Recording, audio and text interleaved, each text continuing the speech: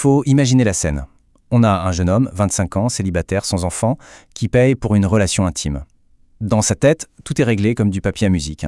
La transaction financière est faite, et il est sincèrement persuadé que ces quelques billets couvrent absolument tout, y compris les lois incontournables de la biologie. Et puis un beau matin, retour brutal à la réalité. La femme en question lui annonce qu'elle est enceinte. Sa réaction, il crie tout de suite à l'arnaque, il refuse la situation en bloc, intimement convaincu que son paiement de départ agit comme une sorte de bouclier magique contre toute conséquence. C'est une situation hyper tendue, presque absurde par moments, où les jugements moraux se prennent le mur de la réalité juridique en pleine face. Allez, on plonge directement dans le vif du sujet. La vraie question de ce décryptage, celle qu'on se pose très souvent tout bas, elle est super simple. Est-ce que l'argent peut, oui ou non, acheter l'absence de responsabilité? Est-ce que le simple fait de payer pour un service exonère quelqu'un de ses futures obligations de parent? Là, on va complètement laisser de côté les opinions personnelles pour vraiment se concentrer sur les faits légaux et scientifiques purs et durs.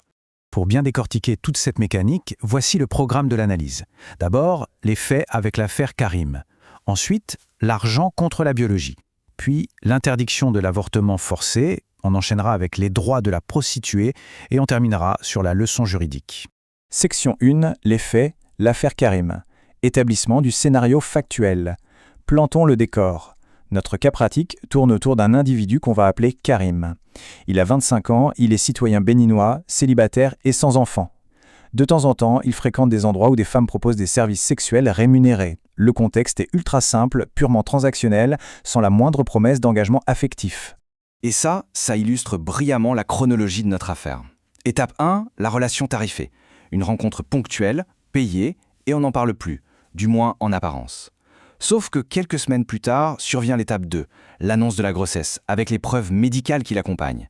Face à cette réalité, on arrive très vite à l'étape 3, le refus catégorique de Karim.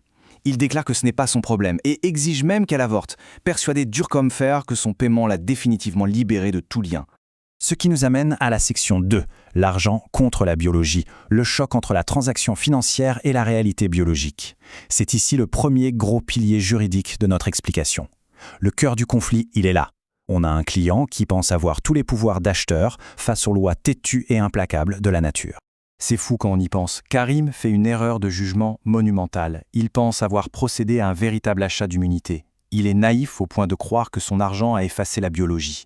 Un peu comme si un spermatozoïde allait s'arrêter pour lire un contrat financier avant d'agir. Sauf que la réalité juridique, c'est qu'il a simplement payé pour une prestation de service. C'est tout. L'argent achète un moment bien précis. Mais c'est physiquement et totalement impossible d'acheter une immunité biologique. La nature ne se négocie pas avec de la petite monnaie. Maintenant, ce qui est vraiment super intéressant ici, c'est ce que dit précisément la loi. Le Code des personnes et de la famille du Bénin est absolument intraitable sur les règles de la filiation. Et c'est très clair, la loi ne fait aucune exception quant aux circonstances de la conception. Que l'enfant soit conçu dans le lit conjugal, lors d'une aventure d'un soir ou pendant une relation tarifée, le droit suit la génétique, point final. Il n'y a tout simplement aucune petite clause secrète pour exempter les clients. Face à ça, si la mère décide de saisir le tribunal, faire l'autruche n'est pas du tout une stratégie légale. Le droit béninois laisse exactement 2 vraies portes de sortie. Option 1, la contestation devant un juge en exigeant un test ADN. C'est un droit absolu pour vérifier scientifiquement si on est le père ou non. Option 2, si la paternité est évidente, procéder à une reconnaissance volontaire devant l'état civil. Mais l'excuse du « j'ai payé et donc c'est pas mon problème », ça n'existe dans aucun manuel de droit civil. Section 3, l'interdiction de l'avortement forcé. L'autonomie corporelle en question. C'est sans doute le point légal le plus lourd de cette analyse. On aborde ici la souveraineté du corps humain, un domaine où la justice tranche avec une fermeté monumentale sans la moindre zone d'ombre.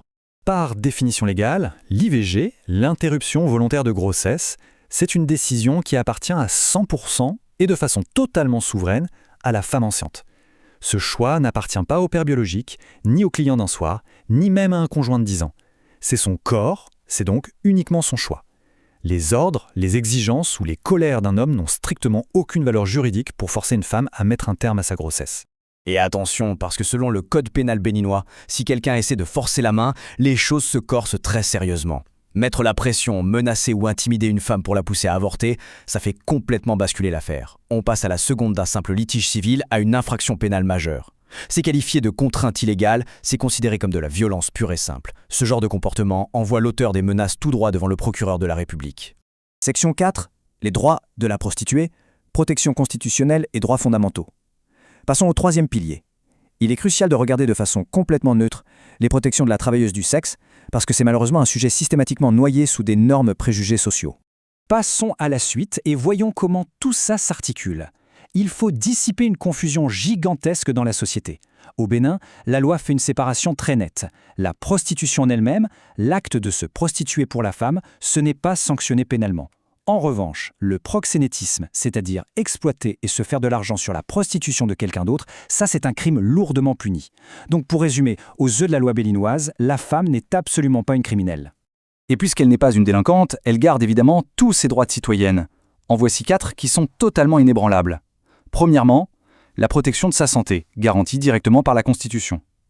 Deuxièmement, le droit absolu de mener sa grossesse à terme, si elle le décide.